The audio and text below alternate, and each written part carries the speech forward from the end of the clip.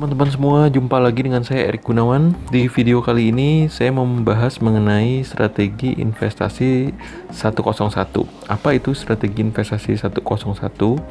Strategi investasi 101 adalah strategi dasar ya yang perlu Anda ketahui sebelum Anda berinvestasi. Ya, dasar di sini apa? Dasar di sini adalah Anda harus tahu Anda berinvestasi di lembaga mana, atau Anda harus tahu Anda menaruh uang Anda itu di mana ya. Karena saya banyak menemukan ya, juga banyak cerita dari teman-teman ataupun melihat video yang para investor ini sebenarnya nggak tahu menaruh uangnya itu di mana ya.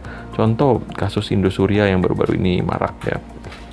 Di situ saya lihat salah satu videonya dibilang bahwa ya kami tidak tahu ternyata Indosuria ini berupa koperasi simpan pinjam. Yang kami tahu ini di bawah OJK dan dijamin. Nah, karena itu kami minta ganti rugi bla bla bla segala. Nah, hal-hal ini yang saya merasa terpanggil untuk bisa membuat video strategi investasi 101 ini, yaitu adalah strategi dasar bagaimana Anda mengetahui Anda menaruh uang Anda tuh di lembaga keuangan mana. Oke. Nah, supaya Anda tidak terjebak dan Anda tahu, dan Anda pun tahu kalau misalkan ada masalah Anda harus kemana, Anda tahu ya. Oke, pertama-tama kita mengenal yang namanya kita berinvestasi itu pasti kita menaruh uang kita di institusi jasa keuangan ya. Institusi jasa keuangan atau yang kita singkat IJK ya.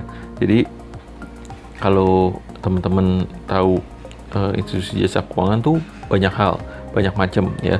Nah, institusi jasa keuangan di Indonesia itu dibagi dua, yaitu adalah institusi keuangan jasa keuangan bank atau disebut perbankan, dan institusi jasa keuangan non bank ya.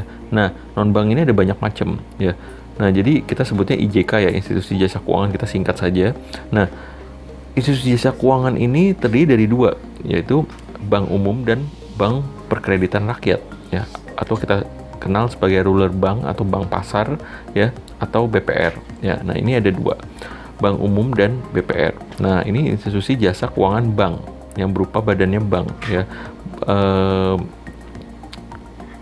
Bank ini atau kita kenal di dunia perbankan lah sebutnya. Nah, ada juga institusi jasa keuangan non bank. Nah, ini sangat luas, yaitu ada apa?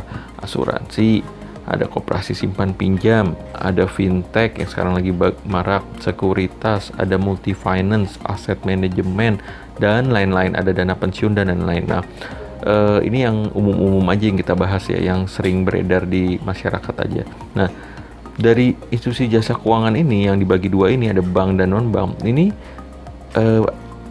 badan pengawasannya itu berbeda-beda ya. Contoh misalkan kita kenal OJK atau dahulu namanya Bapepam ya. Nah, OJK itu atau Otoritas Jasa Keuangan itu mengawasi satu perbankan ya, bank umum dan BPR. Nah, kemudian asuransi ya, itu diawasi oleh OJK. Aset manajemen itu seperti apa? Seperti kalau kita mau beli reksadana ya, itu aset manajemen ya, misalkan kayak Sinarmas Aset Manajemen ya yang terkenal. Kemudian ada BNI Aset Manajemen. Nah, ini setiap bank juga biasanya punya aset manajemen ya.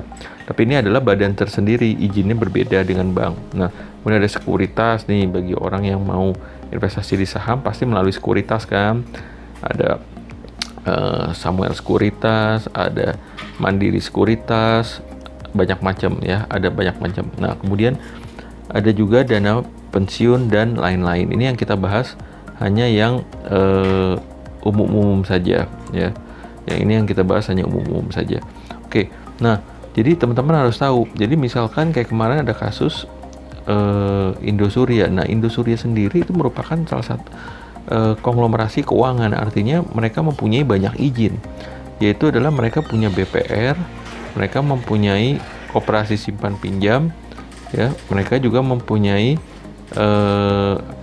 multi finance, nah dan lain-lain. Jadi masih mereka ini banyak gitu. Jadi kalau teman-teman taruh uang itu, teman-teman harus pastikan teman-teman taruh uang itu di mana. Nah, dalam kasus kemarin kan yang gagal bayar itu adalah koperasi simpan pinjamnya. Nah, koperasi simpan pinjam itu tidak di bawah OJK, melainkan di bawah Kementerian Koperasi ya. Jadi banyak yang mungkin salah nangkap atau salah persepsi ya. Nah, makanya itu hati-hati juga karena kita harus mengerti, karena banyak juga marketing bank atau marketing koperasi simpan pinjam yang tidak mengerti ya. Mereka taruh di brosurnya lambang OJK ya, lambang LPS, padahal mereka menawarkan koperasi simpan pinjam yang harusnya koperasi simpan pinjam itu tidak dibawa OJK, tidak diawasi OJK, melainkan dibawa langsung Kementerian Koperasi ya. Makanya itu kita harus mengetahui jenis-jenis institusi jasa keuangan dan siapa badan yang mengawasi ya.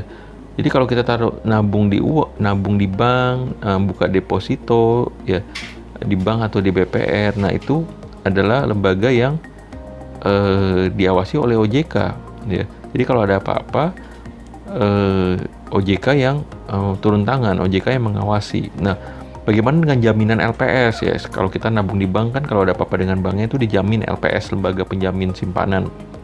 Nah, lembaga penjamin simpanan ini itu hanya untuk bank ya, itu adalah bank umum, bank perkreditan rakyat, bank asing pun juga termasuk ya. Jadi semua bank yang ada di Indonesia itu dijamin oleh LPS. Nah, itu sampai dengan 2 miliar. Nah, itu hanya bank. Jadi teman-teman harus tahu, jadi ketika teman taruh atau deposito atau simpanan di bank ya, itu dijamin LPS sampai dengan 2 miliar. Nah, kalau di tempat lain-lain ya itu berbeda lagi. Ya, tidak ada LPS ya.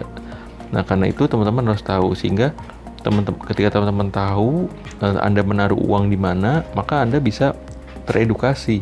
Ya, jadi ketika ada masalah juga teman-teman tahu harus mengadu kemana ya. Jadi kalau teman-teman biasa beli asuransi, yaitu asuransi diawasi oleh OJK. Mau teman-teman biasa beli unit link ya, unit link itu juga termasuk produk dari asuransi ya. Nah, terus kemudian kalau teman-teman beli reksadana tuh, yang waktu dulu pernah juga banyak kasus reksadana, nah itu juga di bawah OJK ya. Itu reksadana itu dikeluarkan oleh aset manajemen. Nah, jadi untuk mengeluarkan reksadana itu diperlukan izin aset manajemen ya. Kemudian kalau teman-teman mau beli saham, teman-teman harus beli di sekuritas ya. Nah, oke. Video strategi investasi 101 adalah video yang menjelaskan Anda harus tahu, mengerti di mana Anda menaruh uang Anda, di mana Anda berinvestasi, itu Anda harus tahu ya, dan badan apa yang mengawasinya. Oke. Baik, video singkat ini sampai sini, nanti kita lanjut lagi mengenai strategi investasi dan pengetahuan investasi lainnya.